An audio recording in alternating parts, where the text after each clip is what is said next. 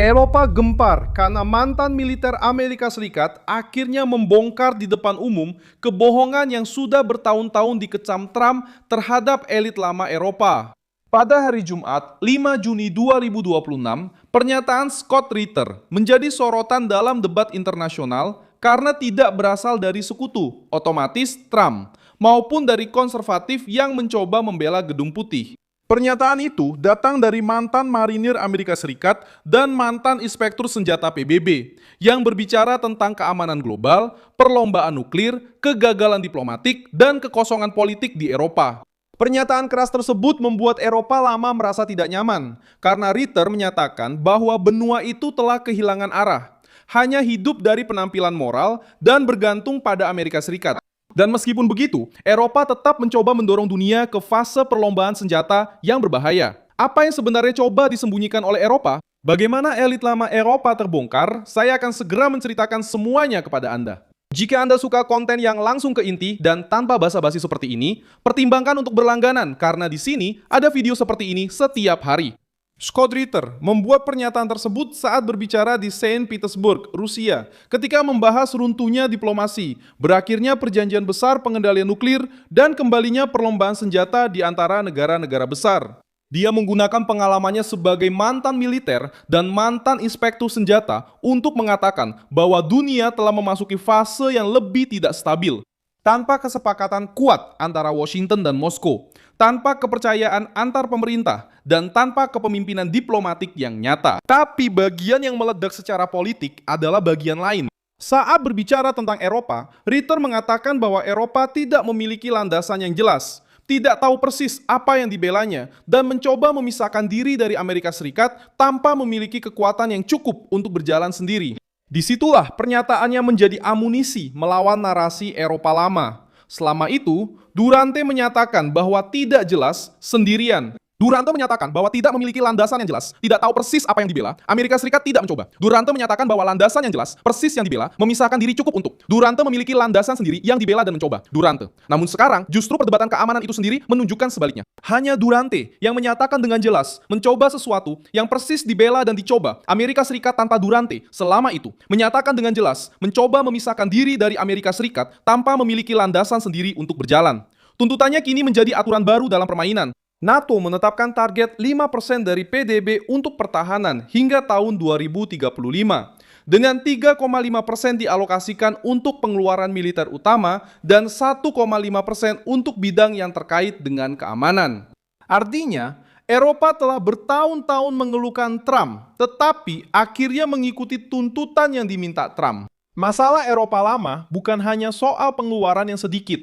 Masalahnya adalah berpura-pura memimpin sementara keamanan sendiri diserahkan kepada pihak lain. Washington sekarang menekan sekutu-sekutu Eropa dan Kanada untuk memberikan lebih banyak pesawat, drone, kapal, pesawat pengisian bahan bakar, dan kemampuan angkatan laut guna menutupi kekurangan di dalam NATO. Tuntutan ini muncul tepat ketika pemerintahan Trump mengurangi sebagian ketersediaan pasukan Amerika untuk aliansi tersebut. Hal ini menegaskan inti dari tesis konservatif. Amerika Serikat tidak bisa terus menanggung semuanya sendirian. Sebuah struktur di mana para birokrat Eropa berbicara seolah-olah mereka adalah pemimpin dunia, tetapi berlari mencari perlindungan Amerika ketika krisis melanda. Ucapan Ritter juga menyentuh Uni Eropa di titik sensitif lainnya. Brussels mencoba menjual rencana Readiness 2030 sebagai tanda kemandirian dan kekuatan, dengan janji akan mengerahkan hingga 800 miliar euro untuk pertahanan. Paket tersebut mencakup fleksibilitas fiskal yang lebih besar bagi negara-negara blok, pendanaan lebih untuk pembelian militer, dan 150 miliar euro. Pada praktiknya, ini menunjukkan elit yang terlambat sadar setelah bertahun-tahun bergantung pada Amerika Serikat, membeli energi dari pihak lawan, membongkar sebagian kemampuan militer sendiri, dan menganggap kedaulatan sebagai kata yang buruk. Jerman menjadi simbol paling jelas dari perubahan ini. Negara yang selama puluhan tahun menghindari peran militer besar, sekarang mempercepat pengeluaran pertahanan, mereformasi perencanaan, dan bukan hanya itu. Jerman berusaha memulihkan kemampuan tempurnya. Institut Penelitian Perdamaian Internasional Stockholm mencatat bahwa anggota Eropa NATO secara bersama-sama menghabiskan 559 miliar dolar untuk pertahanan pada tahun 2025. Jerman muncul sebagai negara dengan pengeluaran militer terbesar di kelompok Eropa, naik 24% dibandingkan tahun sebelumnya, dan beban militer di atas 2,3% dari PDB.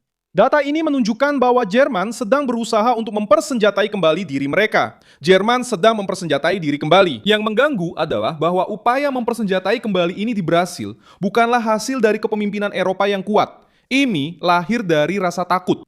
Takut pada Rusia. Takut kehilangan perlindungan penuh dari Amerika Serikat. Takut kembalinya Trump. Takut tidak mampu mendukung Ukraina. Takut akan perang yang lebih besar. Dan takut menunjukkan kepada rakyatnya sendiri bahwa janji perdamaian abadi itu rapuh. Eropa lama telah melewati bertahun-tahun tanpa membahas perbatasan, energi, industri militer, dan kedaulatan nasional sebagai isu-isu yang dianggap usang. Sekarang Eropa kembali membahas semua isu itu karena kenyataan telah mengetuk pintu. Trump melihat kontradiksi ini sebelum elit Brussels mengakuinya. Ketika dia menuntut agar sekutu membayar lebih untuk pertahanan mereka sendiri, dia disebut radikal. Ketika dia mengkritik ketergantungan Eropa, dia dianggap sebagai ancaman.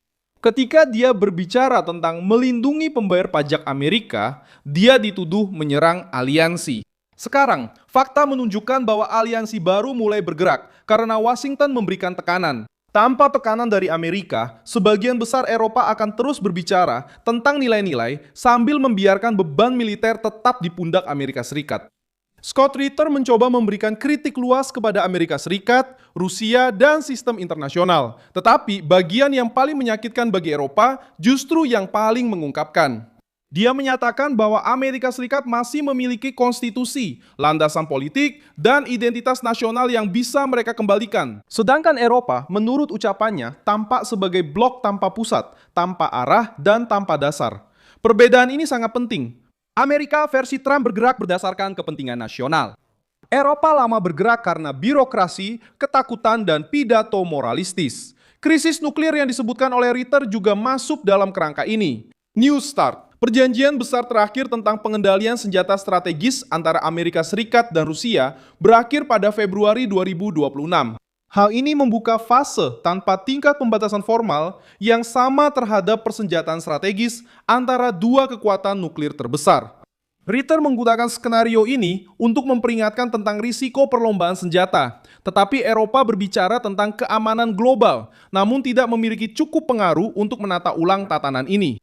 Eropa bergantung pada Washington untuk bernegosiasi, menahan, melindungi, dan membebaskan. Eropa lama panik karena kehilangan monopoli atas retorika yang indah. Dulu, cukup dengan menyebut Trump sebagai seorang isolasionis untuk menghindari tuntutan. Sekarang, tagihannya sudah di atas meja.